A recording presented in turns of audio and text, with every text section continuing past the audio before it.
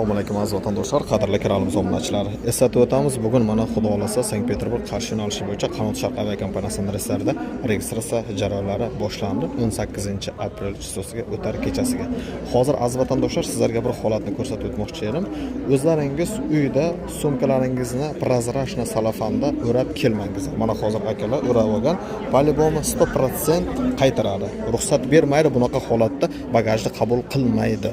Birinchidan, ikkinchidan aziz vatandoshlar, iminni aeroport Pulkovani mana bunaqangi sini mana ko'k salafanlik sumkaga o'ratib beradi. O'zini ofitsialni mana akalarimiz olib kelishyapti. Mana xuddi shunaqa mana rushoylari, bagajlari. Mana shunaqa variantda sizlar sumkalaringizni ofitsialni olib ketish imkoniga egasizlar.